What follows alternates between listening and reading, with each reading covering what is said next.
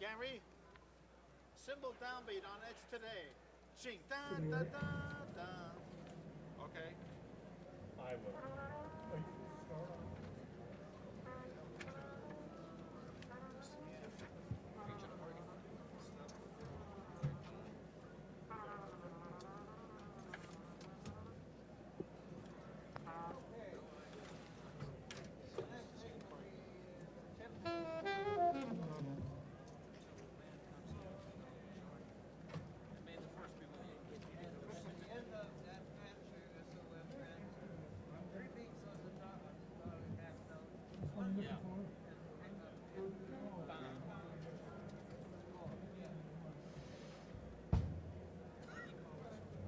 What did you say about the big band Hear No Evil? You said something about the version or something? Oh, that's the second half. Yeah, but what about Ray? Okay.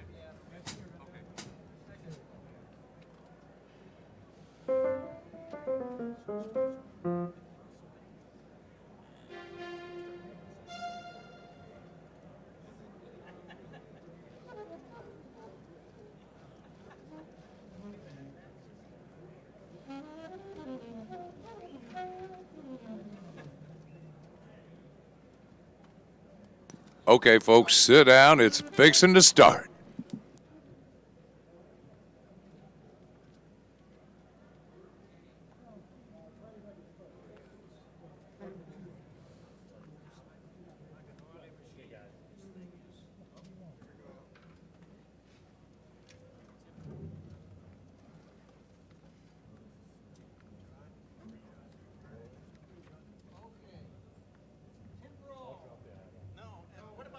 What about the flags?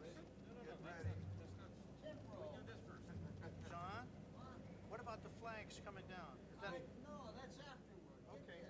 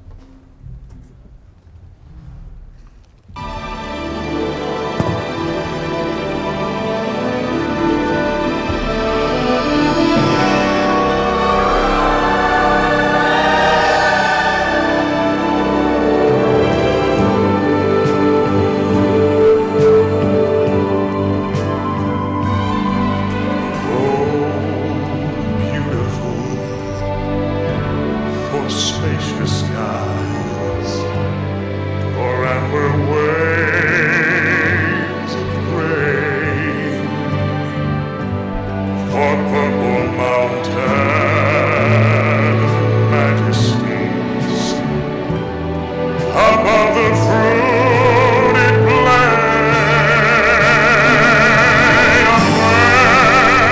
America, America, God shed his grace on thee, and crown thy good with brotherhood. From sea to shining sea.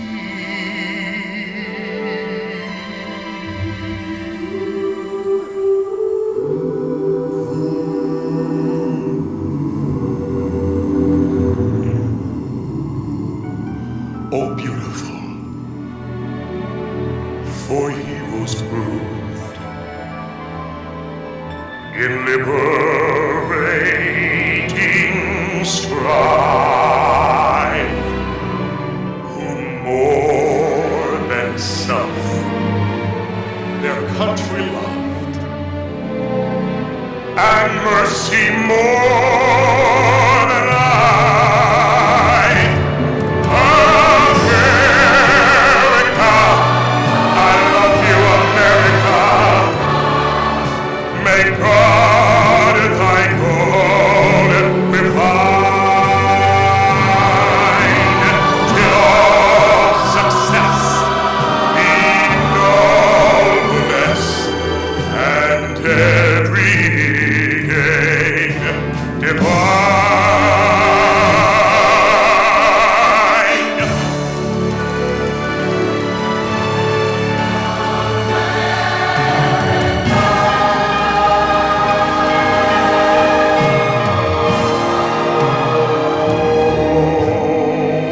Beautiful, for patriot dream that sees beyond the years. Thine alabaster cities gleam, undimmed by human tears.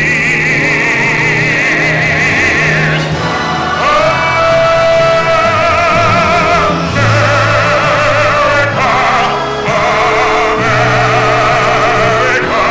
God send his grace on thee, and crown thy good with brotherhood, from the sea to shining sea.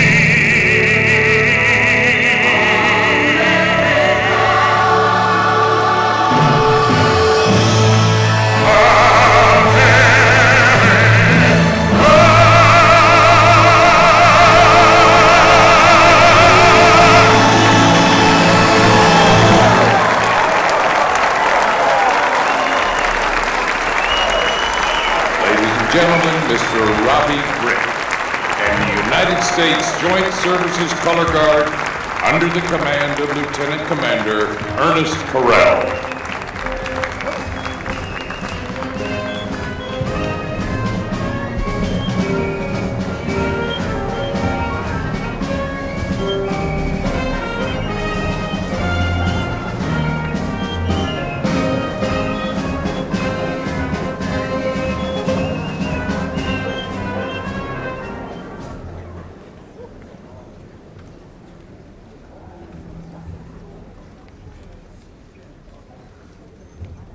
Ladies and gentlemen, our good friend, Mr. Sal Richards.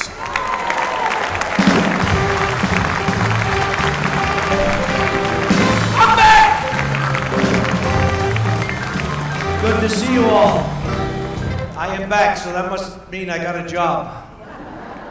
Because remember what I said last year? I said, I'm not coming back if I don't get a friggin' job out of this thing, because I'm coming here 12 years already. And it's not really a job, but I'll tell you more about it later.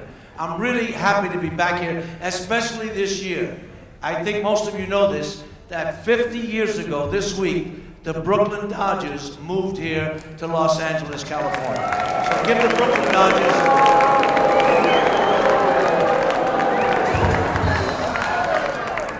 Hey, Lou, Next time, keep your words to yourself. Stop telling me what to say. You come here, everybody tells you how to do your act. They go, come here, do this, say this, go out, shake hands with the people. I said, I don't want to even be close to these people. I had enough of them already. Now, you've all seen me about 11, 12 years in a row coming here, doing my material. I'm running out. So what I'd like to say now is, this is request time. I would like you to call on a routine that you've seen before and you'd like to hear, and I'll be happy to do it for you. Because if it doesn't go over, it's not my fault, it's yours. Oh my God, that's so old. And by the way, I gained the weight that Tony Orlando lost. I mean, all these diets, everybody wants a diet. It's impossible to lose weight. I'm going absolutely out of my mind. I went on a Slim Fast diet a couple of weeks ago, okay? I was 198 pounds. I'm up to 205. It's crazy with the diets. And I just got in from New York, although I live in West Palm Beach, Florida. I went to New York, and New York is great if you've been back to New York when you have to cross the street, something similar to here. When the light flashes, you gotta walk, don't walk, walk, don't walk, walk, don't walk. And when you go to park your car, you gotta read the sign for an hour and a half, whether you can park or not. No parking 9 to 5, 4 to 5, 3 to 5, 2 to 5, 6 to 5. Okay? No standing on Tuesday, no walking on Friday, no talking on Thursday. Then we have that stupid law, take your dog outside, let him crap in a bag, bring it back in the house. Excuse me? If your dog's gotta go, you gotta chase him with a Ziploc. Come on, Smarty, shit in the bag. What if the dog was from Brooklyn and he could talk? Woof, hey. Now let me get this straight. You want me to go outside, crap in the bag, and bring it back in the house? I got an idea. Why don't you tie the bag to my tail? I'll sit in the house, I'll crap all day, we'll watch soap operas. All right, you're a good crowd already, I can tell. You come here spirited, and with all that, and the hell with the Brooklyn Dodgers.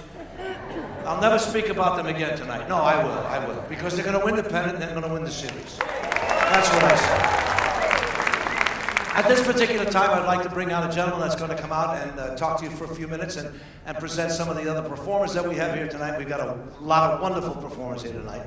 This guy is the founder of the Improv and a friend of all comedians, and he's also a friend of the New York alumni. Ladies and gentlemen, my pleasure to present to you Mr. Bud Friedman, please.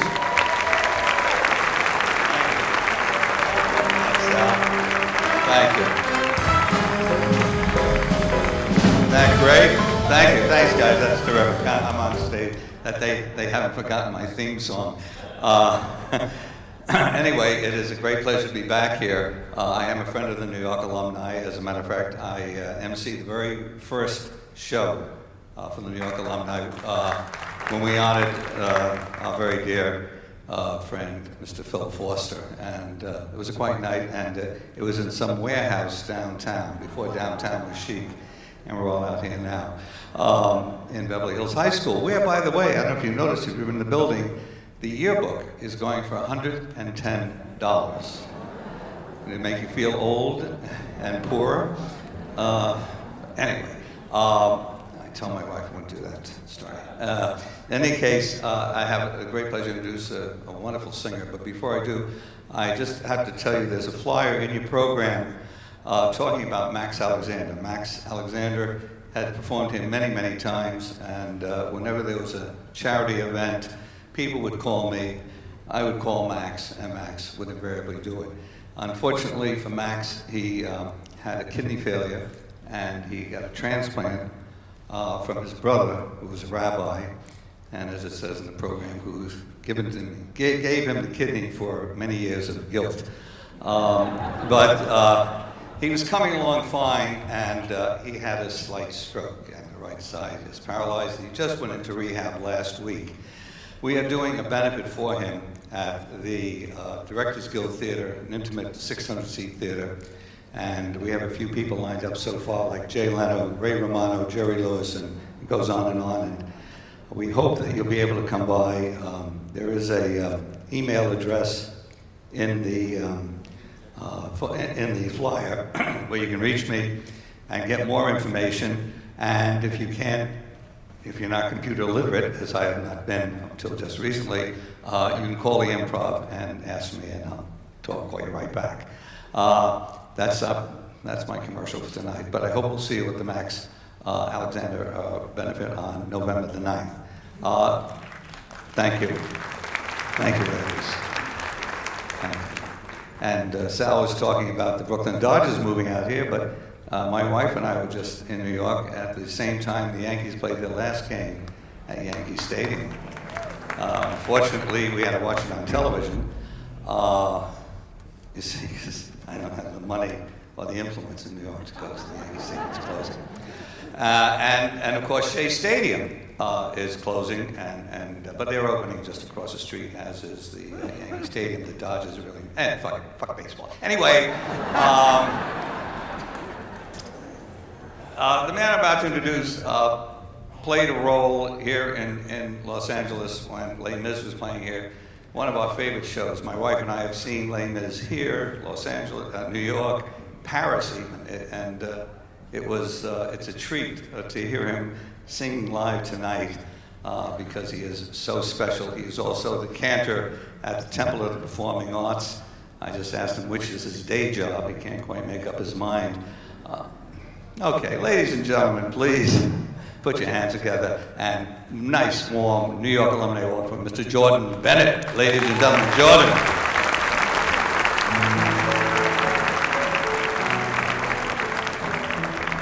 Thank you very much. So nice to see you all this evening.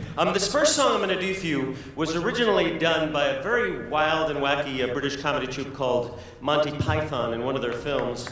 And then not too long ago, it was used in a Jack Nicholson film, As Good as It Gets. And now it's having added success in a show that's playing all around the world called Spamalot, which is kind of a Monty Python musical. Now remember when you went to see Peter Pan, and there comes a point of the show where Peter is inadvertently about to drink a cup of poison. And Tinkerbell sees this. And so to save Peter, she flies over and she drinks the poison. Now when Peter realizes what's happened, he panics and he breaks the fourth wall. He comes directly to the audience and he says, you, all of you, you people, you can help save Tinkerbell's life. All you have to do to save Tinkerbell's life is to applaud and clap as loud as you can, and you will save Tinkerbell's life. Well, imagine, for the sake of this next song, that I'm Tinkerbell.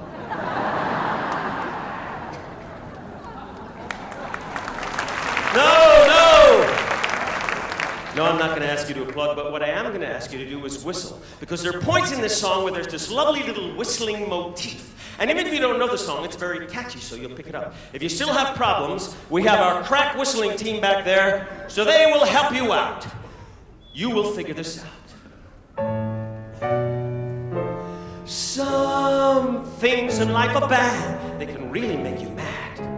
Other things just make you swear and curse. When you're chewing on life's gristle, don't grumble, give a whistle. And this'll help things turn out for the best. And always look on the bright side of life. Always look on the light side of life. If life is jolly rotten, there's something you've forgotten, and that's to laugh and smile and dance and sing. When you're feeling in the dumps, don't be silly chumps. Just purse your lips and whistle, that's a thing. And always look on the bright side. Try it this time. Always look on the right side of life. If life is quite absurd and death's the final word, you must always face the curtain with a bow. Forget about your sin, give the audience a grin. Enjoy it, it's your last chance anyhow. And always look on the bright side of life.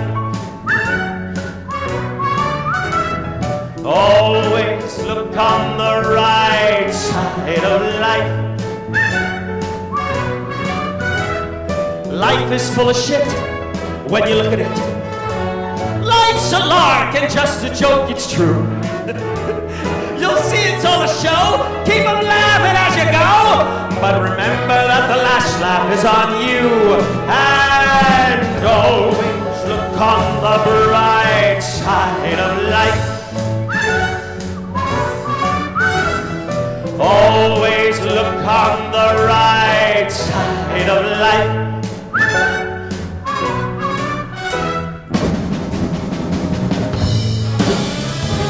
You're in a magnificent city, in a magnificent country, and you have plenty to eat and a roof over your head. What have you got to be unhappy about? Sing it with me! Always look on the bright side of life. Let me hear ya! Always look on the bright side of life. One more time! Always look on the bright side of life.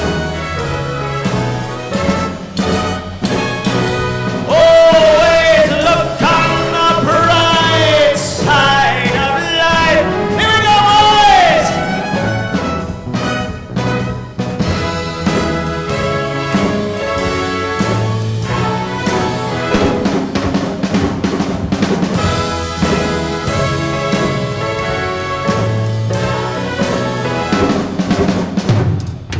Always look on the bright side of life.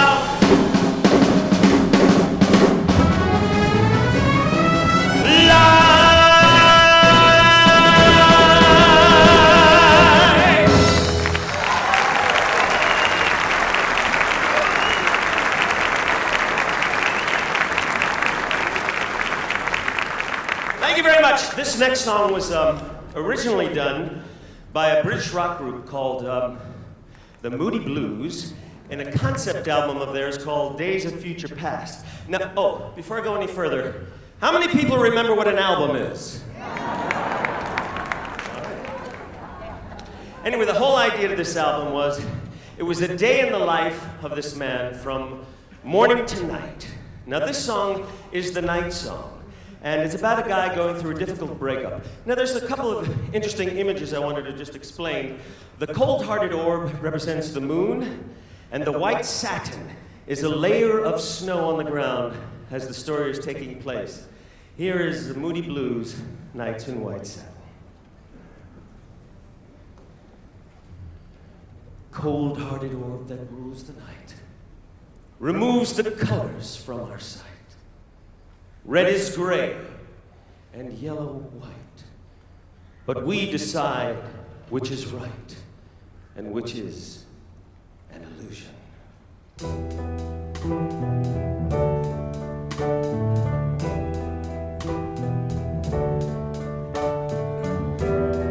Nights in white satin, never reaching near. Letters I've written, never meaning to say. Beauty I always miss, with these eyes before. Just what the truth is, I can't say anymore. 'Cause I love you. Yes, I love you. Oh, how I love you.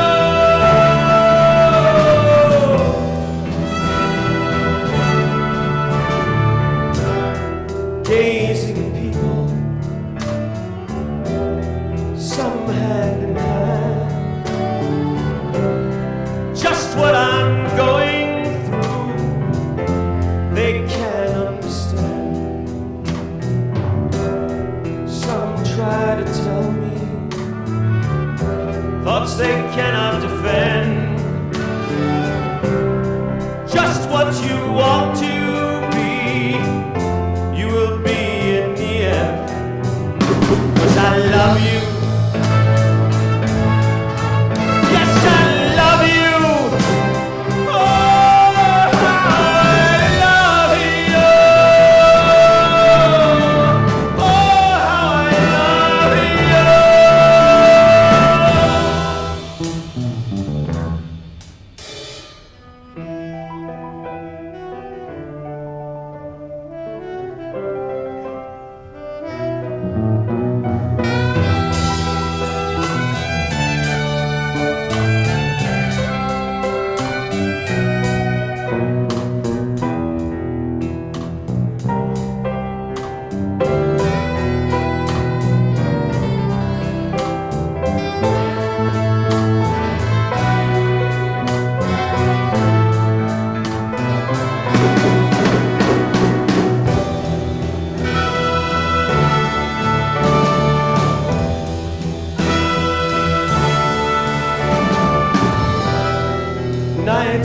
at 7, never reaching the end. Letters I've written, never meaning to send. Beauty I'd always been, with these eyes before. Just what the truth is, I can't say anymore. 'Cause I love you. Yes, I love you. Oh, I love you. Oh, how I love you.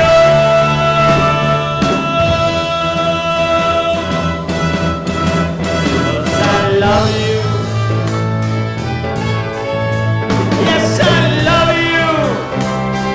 Oh, how I love you.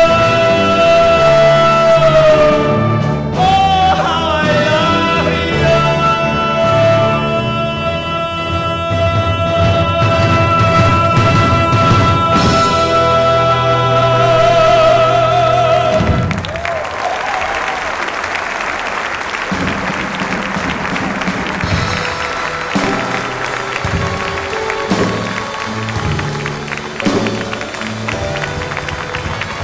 Oh, thank you, Jordan. Wow. Last weekend, 2 weeks ago, my wife and I went to Jordan's son's Little League game, and the kid was on second base, and Jordan sang, "Bring him home." Thank you very much. Are we going to change microphones here? Not while I'm on stage. No. Okay. This is a great treat for me also to introduce a young man that I had the pleasure of first meeting at the Improv in New York a few years ago, and he has gone on to great stardom in Vegas, and he's done every television show you can mention, and it's a treat to have him fly out from New York to be with us tonight. Please welcome our good friend, Mr. Stewie Stone. Stu!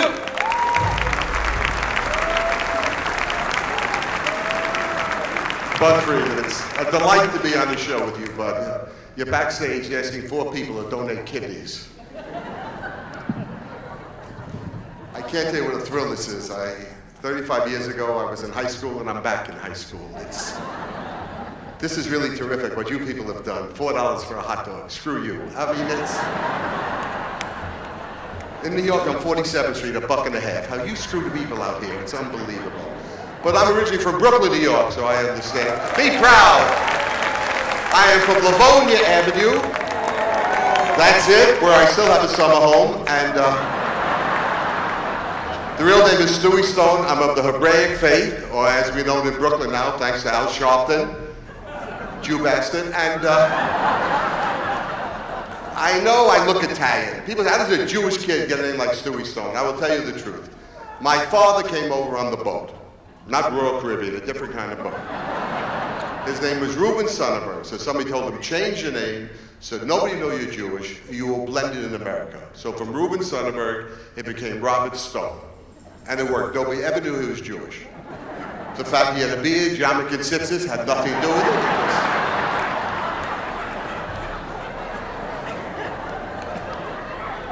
My father was a failed businessman in Brooklyn. He opened a cleaning store in a Hasidic neighborhood, and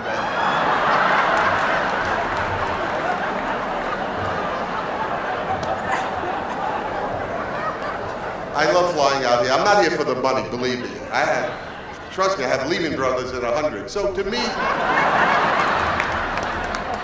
it's over for all of us. But anyway, I have to tell you, I just did a cruise. You were the youngest people I've seen in the last 2 weeks.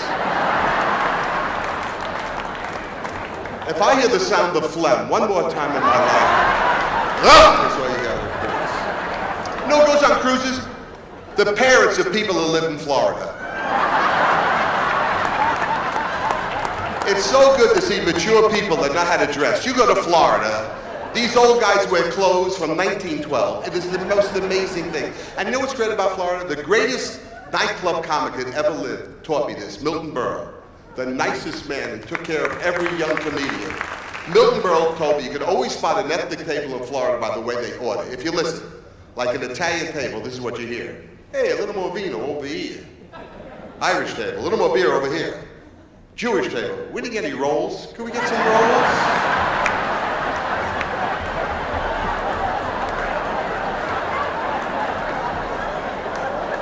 A man's worth $40 million. He's stealing prune Danish and sweet and low, only in Florida. Jews go to Florida to stock up on sweet and low for the rest of our life. We walk into restaurants and go, hi, there's sweet and low, the Jews are coming.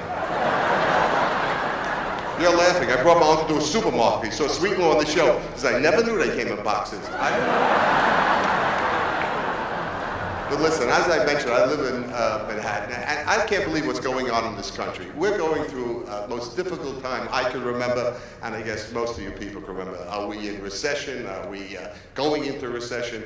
You can't trust the politicians. You don't know what the hell is going on. We have a guy in New York, Elliot Spritzer. I hate that guy. He's the only Jew to pay retail. I hate that man.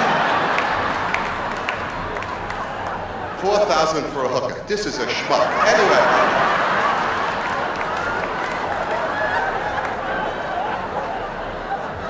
And then they catch John Edwards with a girl. It's always Democrats that are looking to schlup broads, never Republicans. Republicans only want to screw the country. They don't care about women.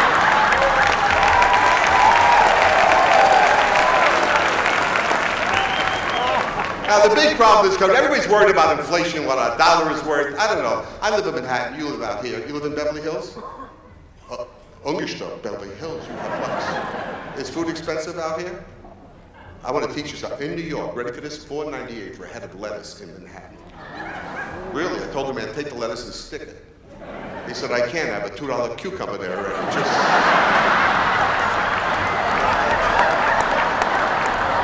That is my favorite joke. You know why? I wouldn't lie to you. I've been doing that joke 20 years. I just changed the price of the lettuce and the cucumber every year. What a great joke. Now I'm going to tell you a little something about my life, because I try and be honest on stage. I can't fool an audience. You've seen hundreds of comedians. A joke is a joke is a joke. What's different about a comic is his life, the way he perceives things, and as much of the truth about himself as he's willing to expose to an audience. And all I give you is truth. I told you I grew up in Brooklyn. I went to Rasmus Hall High School. I'm a Brooklyn College graduate. I'm proud of that fact. Now people say to me, are you married or you divorced? How do I tell you this? I have been everything. I have lived it as the world turns. I am a screwed up human being. First, I lived with a woman for 10 years, okay? Fought like cats and dogs, so we decided to make it better. Now, how do you make it better if you cannot live with a woman? Marry her. I married her, okay. I did. Disaster, so I got divorced, which was a mistake. Some men can live alone. I am not capable of living without a woman in my life. I had nothing growing up. I had the most wonderful mother. She did everything in the world for me. I was a prince in my house. There's not a woman on earth that's going to make me do what my mom didn't make me do. So consequently, when it comes to doing things around the house, I'm a cripple. I'll be honest. I cannot make a bed by myself. I cannot make toilet water blue. I mean, there's certain things. So I got married again. But this year I'm different than most people. I did it all with the same woman. After 6 years of being divorced, I remarried my ex-wife.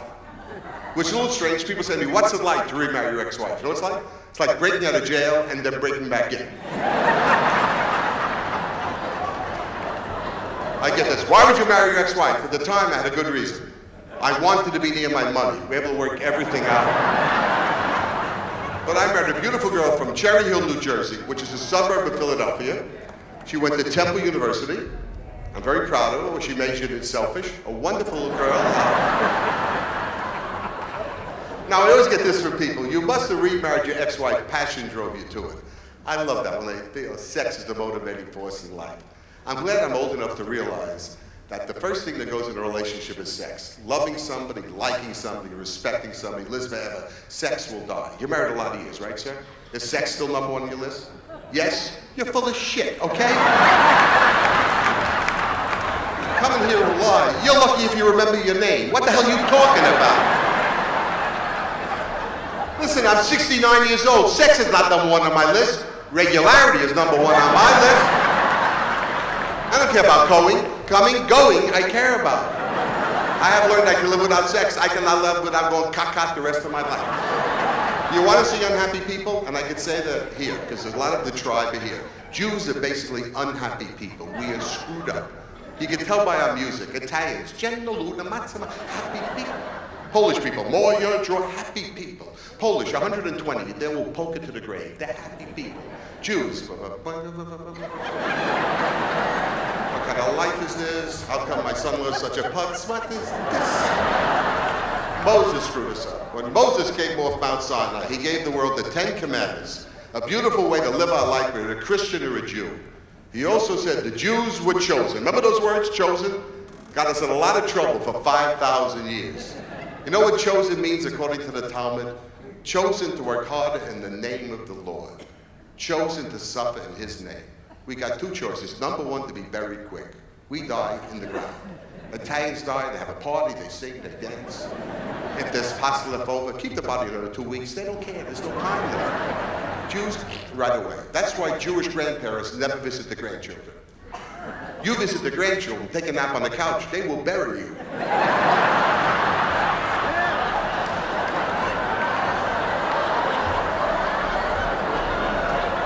Okay? Number two, we got a choice, white bread or matzah. We pick matzah. You know why? More pieces in the box.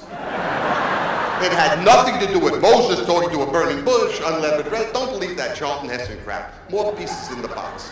You eat matzah, right, sir? Drink water, we'll form cement in your stomach. Jews have been constipated for 5,000 years. When Moses went to the Pharaoh and said, "Let my people go," he meant to the toilet.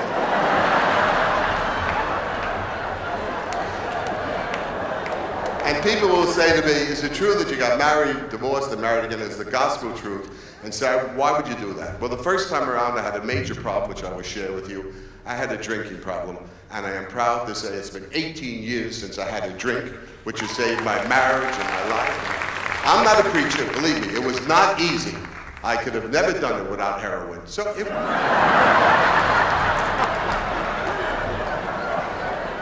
It's a much bigger joke on the West Coast. But anyway, the main problem was my wife and I were unable to have a baby. Now, we wanted a baby more than life itself. We tried everything to have a baby because, believe me, I had a lot of dreams in life. Success, my name on a marquee. It's all unimportant. The most important thing in life is footprints that you are on this earth. And what are footprints? Children. And we tried everything to have a child. They tell you make love with your socks on, make love with your socks off. One shoe on, one shoe off. Somebody said, try oysters. I was desperate. I tried oysters. They kept slipping off. I didn't understand.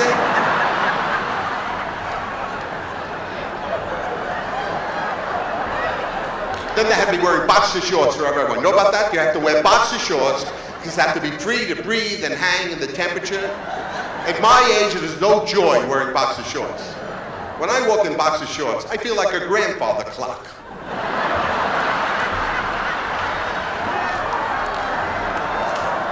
Oh, God. You know, I walk, it goes tick, tock, tick. I stop short, it becomes 6:30. I don't need that. Now, I've been doing this routine a long, long time. I have never had an ending for this routine because you know, whenever a comic does anything, with laughter, there's a little pain behind it. We laugh through our pain. This next statement I make is the happiest thing I have ever said in life because my wife and I are the proud parents of a beautiful 11-year-old daughter. It's my first child ever, and I just celebrated my 69th birthday. Is this amazing? It's the joy of my life. She's a beautiful girl. Her name is Savannah. Is that a great name? Savannah. Named after her grandfather, Shmuel. I don't know how that...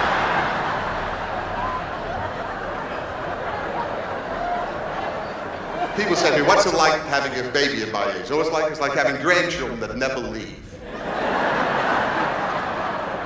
But my daughter and I share so much. It's so great. You know, she used to wear a diaper. I wear a diaper. It's terrific. Now, I must say this, it is a delight for me to come out here and pay tribute to these two great performers, but this gentleman, Jerry Stiller, when I was young, and we used to go to the Improv, Bud Friedman was, in those days, with a monocle, a putz with a monocle, a Jew with a monocle. He thought it was Winston Churchill. I didn't know what the hell was going on. But I would go with Rodney Dangerfield and Robert Klein, and we'd go watch Stiller and Mira perform and practice for what they were going to do on the Sullivan Show. And Jerry was always the one to give the young guys encouragement and tell you you're going to make it. And it's a delight that he's always been there for us, and wherever he performed anywhere, this man's the first one there to applaud for all of us. You're lucky to be honoring a man like this. I thank you for inviting me. I hope I come back for the next 100 years. Good night. God love you. Happy New Year.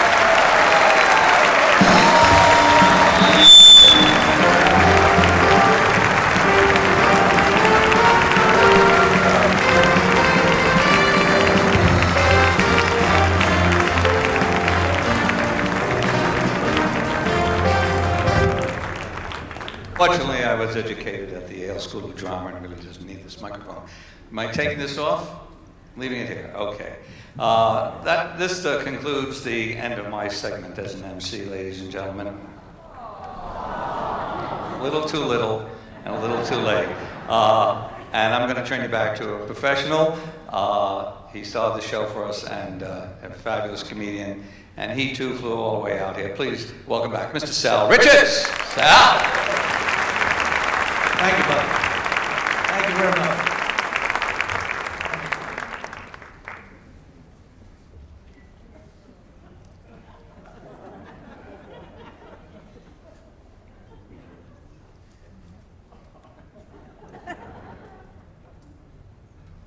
I have nothing to say because Stewie did my act.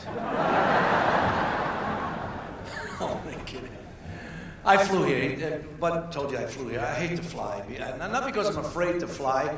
I hate to fly because I don't want to go through security anymore.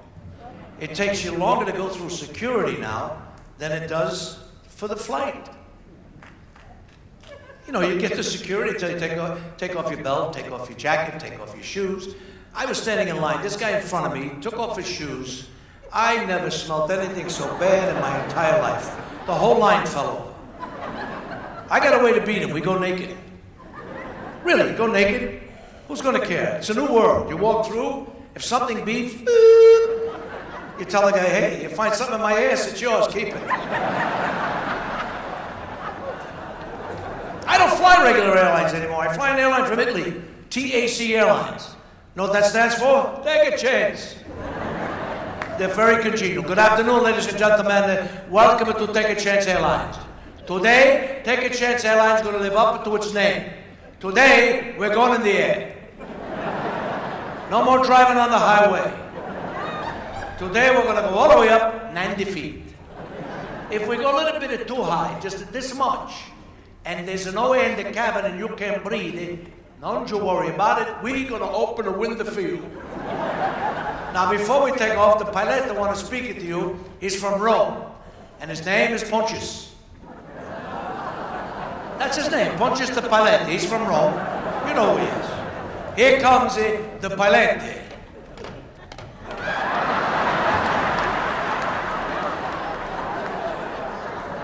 Hello, this is your Pilate, Pontius the Pilate.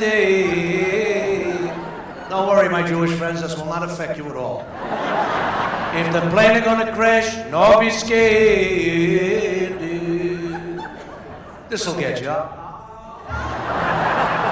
Anybody ducking? All right, on with the show, ladies and gentlemen, because my job here is to keep you guys going and keep the show going. And I want to present to you at this time a man that I was happy to meet tonight. I've met him before, but I was glad to see he was here. He appeared on Broadway, had many, many hit records. He's an actor. He's a wonderful, wonderful singer. And you all know him. Ladies and gentlemen, please bring to the stage Mr. Ed Ames.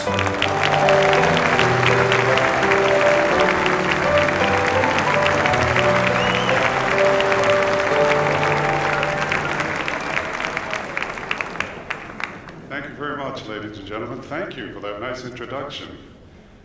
I hope you'll forgive me, I'm here under false pretenses. I am not a New Yorker.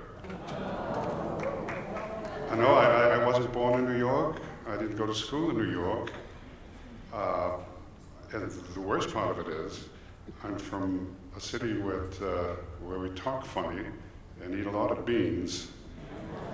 And we say, I'm going to go visit my aunt, and Saturday night I'm going to take a bath. And we'll park the car in the garage at Harvard. The worst part of it is, we beat you all twice for the World Series. I hope you can forgive me tonight. I'm here for my friend Jack, and I'd like to sing a song that I know is one of his favorites. It certainly is one of mine. It's the first song that I had that became a hit record.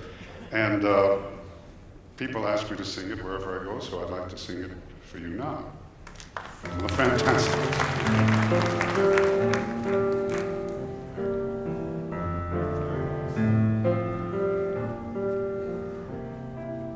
Try to remember the kind of September when life was slow and oh so mellow. Try to remember the kind of September when grass was green and grain was yellow.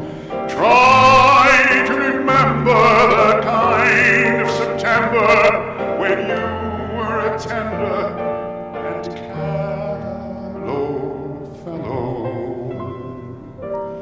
Try to remember, and if you remember, then follow, follow, follow, follow, follow, follow, follow, follow, follow. Try to remember when life was so tender that no one wept except the willow. Try to remember when life was so tender and dreams were kept beside your pillow.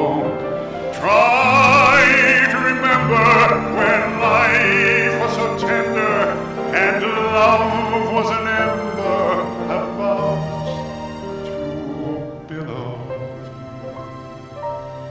Try to remember, and if you remember, then follow, follow, follow, follow, follow, follow, follow, follow, follow,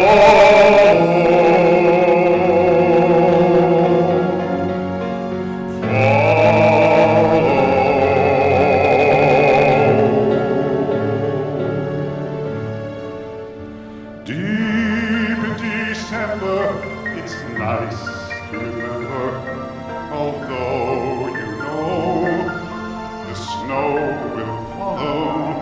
Deep in December, it's nice to remember, without a hurt, the heart is hollow.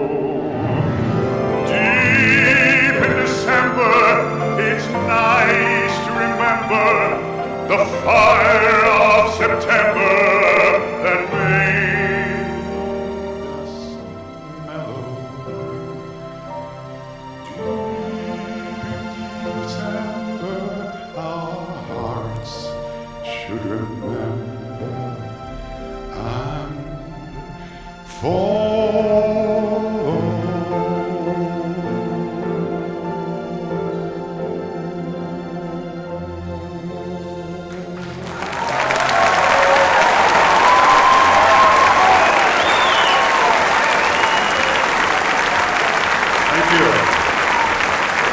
I love that song. Beautiful, isn't it?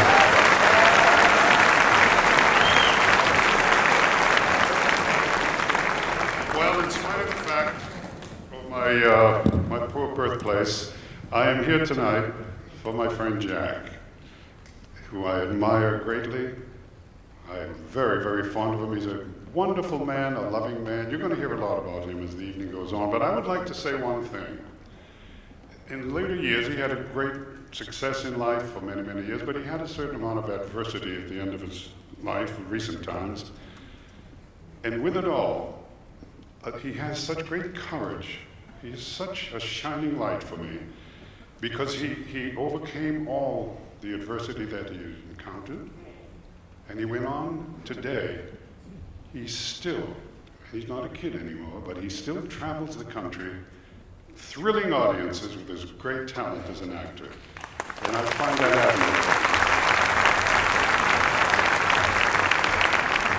And I find it inspirational. And so I would like to sing an inspirational song and dedicate it to Jack tonight. It's the song from the Man of La Mancha, Don Quixote's Quest.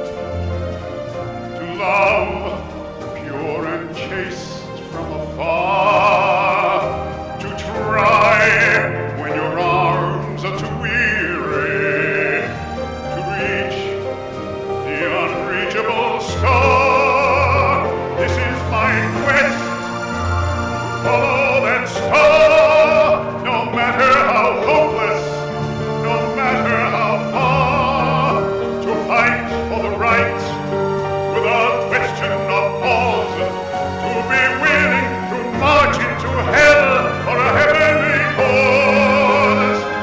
And I know if I'll only be true to this glorious quest, that my heart shall lie peaceful and calm when I'm laid to my rest.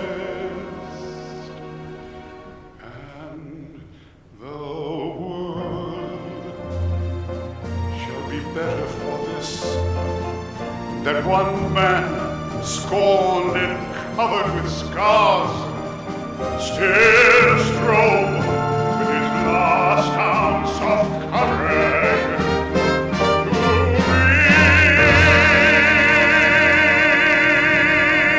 reach the unreachable star.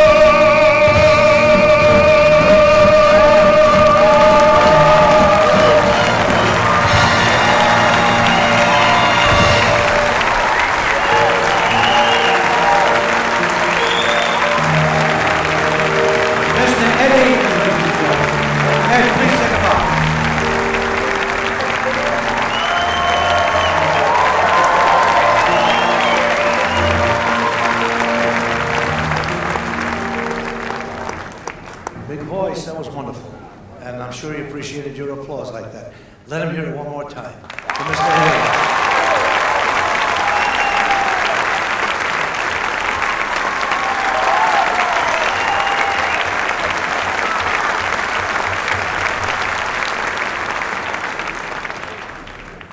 Right now, ladies and gentlemen, it gives me a real pleasure to bring on a guy with a microphone and a stool. Thank you very much.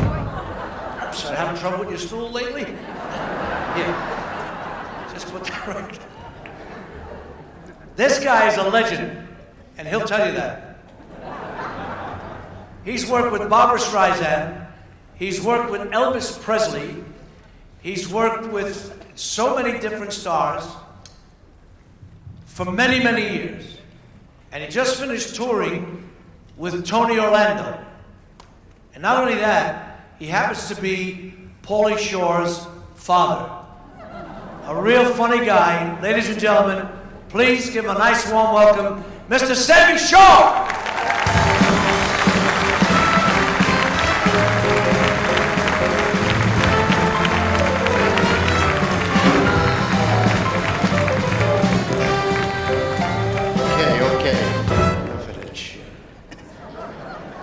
Is that some voice, Ed Ames? I was just standing over there in the back and listening to him. I did Guys and Dolls with him years ago when I first came to California. A magnificent voice, and he still got it. Still got it. It's so wonderful to see that age has nothing to do with his chops. He still has strength, life.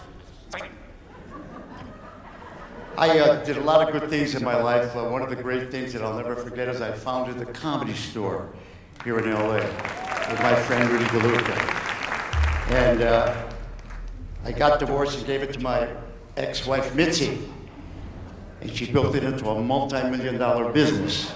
And here I am doing a goddamn show free. But I'm not bitter. Anyways. Bend down, I don't think I can get up. Anyways, I just came off tour with Tony Orlando. A lot of people that don't know me, I used to go under the name of Dawn. And Tony, when you see Tony later, he lost 103 pounds. He went back to his original, wanted to go back to his original weight, 8 pounds, 5 ounces. But I can't tell you what a delight it is to be here for Jerry Stiller. I go back with him to the Ed Sullivan Show, Bonsoir, New York. I mean, he's just Jerry and I have a lot in common. He's got a son, Ben, who's in show business, and I got my son, Paulie, who's in show business. I wonder if he wants to trade.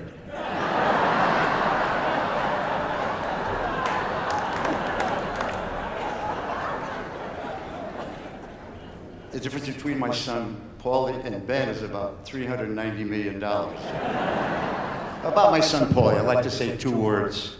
I'm sorry. It could have been a lot worse. I could have gave birth to Carrot Top. But I work with him a lot. We do a father-son thing, and I said to Paulie, "Gee, I'm really happy to be able to work with you." He said, "Why did you pick me?" He said, "I couldn't get Rickles." But we have a lot of fun together, and it's this wonderful school reminds me. Paulie graduated from Beverly Hills High School, this school. All my kids did. And it brings back such wonderful memories. In fact, I just went back to my high school, 60th high school reunion.